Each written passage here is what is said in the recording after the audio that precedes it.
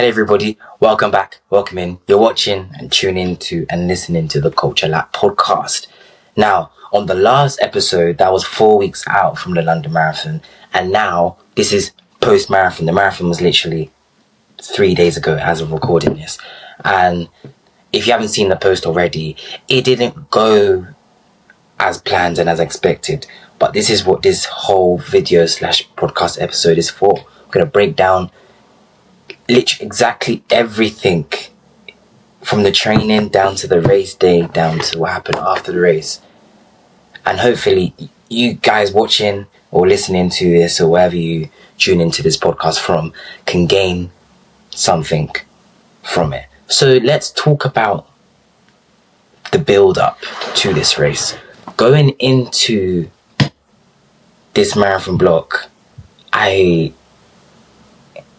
the goal was set at a 250 to 251, and all the way, if I reel it back all the way to October when I started training for this, that goal it did feel a little bit out of reach when I first set it in October.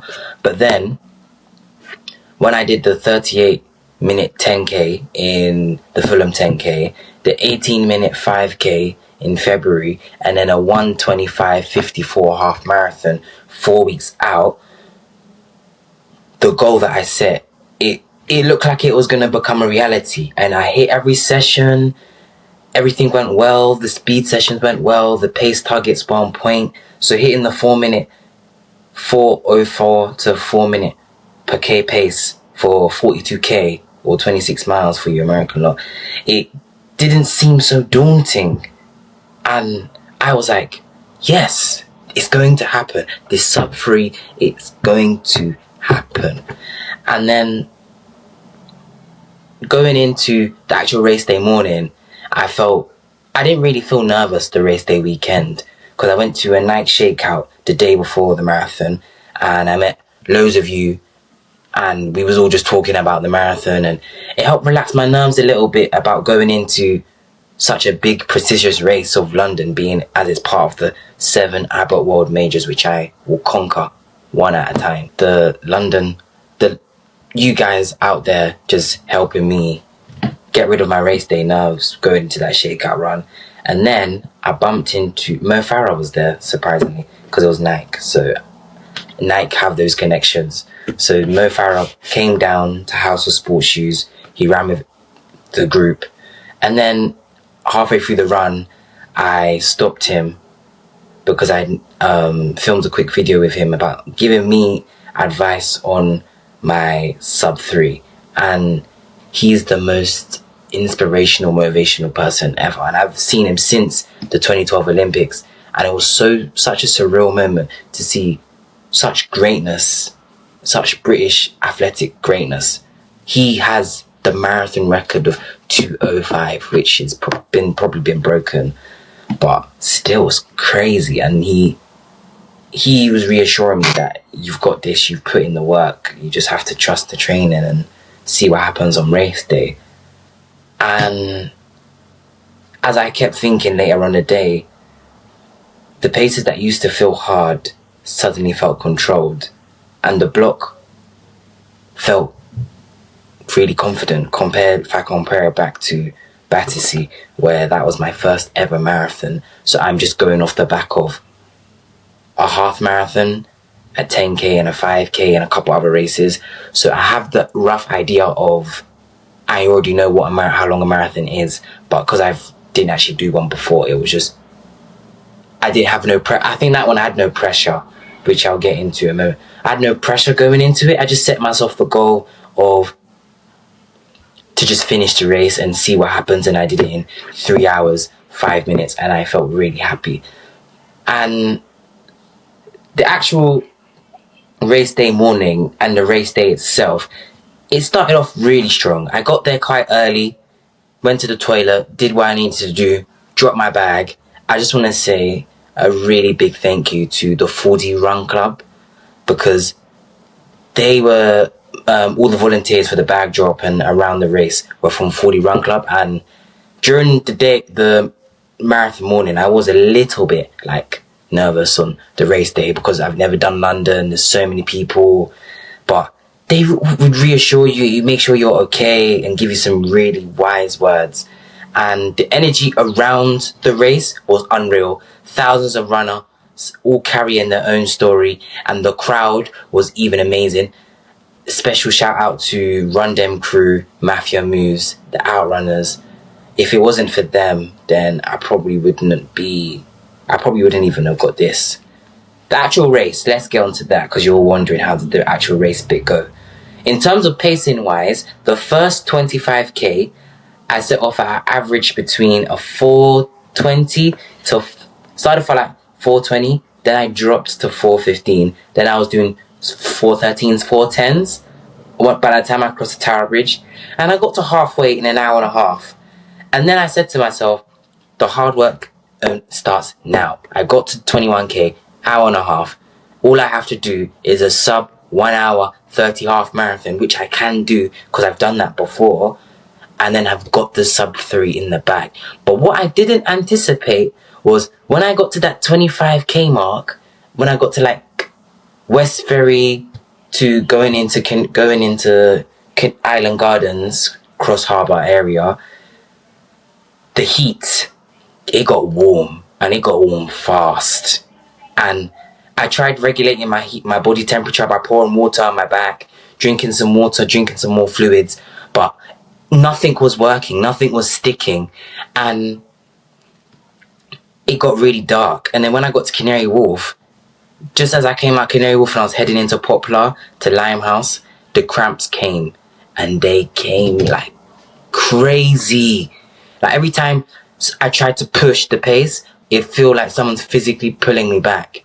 And my morale at that point in the race was the lowest it's ever been. And then just after I got to Blackfriars, I crossed into that final mile, and all of you guys were there shouting my name, shouting Jaden, shouting Durag, and it was really supportive and encouraging. And then I bumped into Bigger Than Running just before I hit the 25, just after the 25 mile mark.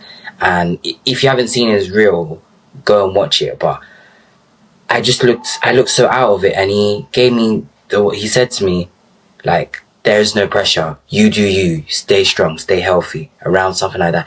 And those words stuck in my head, and after that I just broke down in tears. I was wearing sunglasses, so you couldn't tell I was crying, but I literally broke down in tears in the middle of the race, because I kept saying to myself, I let you guys down, I didn't get the time I wanted, I put in all of that work for 25 weeks and I didn't even get that sub 3. And that's what hurt, and it hurt me. But getting to that Buckingham Palace finish line, knowing that it may have not been the training block, the race day that I wanted and the time that I wanted, but I finished the race. May have ended up in the medical tent for 2 hours afterwards because of heat exhaustion, but I still finished the race, and I still got this, and that is an amazing story to tell. Now, and my final time was 3 hours 43, which was an hour and 7 minutes slower than what I was training for, but I'm still happy with that. And speaking to so many of you guys helped reassure me and boost my confidence, because Monday I was so low with motivation and drive. That's why I didn't really post that much on Monday, because I was like, people kept saying congratulations to me, and I was like, how can I be happy with that result that I didn't even get my sub 3? But random people, they don't run marathons. That made me realize and think, hold on a minute, I've just been part of the 1% of the world that don't even run marathons, yet alone London, which is even hard to get into. So you should still be proud, and I should still be proud of the fact that I did London Marathon. May not have got the time I wanted, but it was the time I got. And with that being said, it's fueled the fire in me so that when I do my next marathon block, that sub 3 hour marathon will feel so good. And like I said, like you've seen around, the elites, professional runners, people you know, not everyone has a good race day. Some people, the race goes their way, and that's for them. And for other people, it doesn't go their way. And It's about putting your head up and going back to the drawing board, dusting yourself off, patting yourself on the back, and just being like, you did that. You've learned from it. You're gonna conquer the race.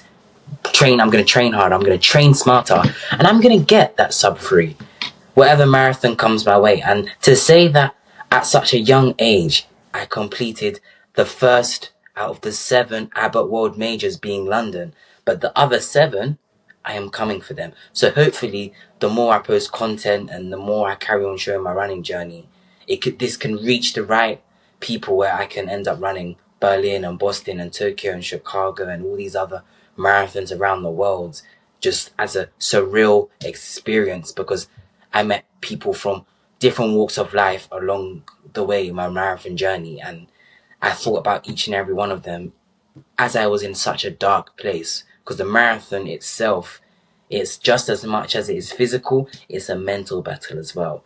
And the physical battle, I already lost that. But the mental strength someone has to have to run with heat exhaustion and cramps to the end of the race. When the workers said to me and the volunteers said, do you want to take a break? I said, no, I'm going to keep going. And that is amazing.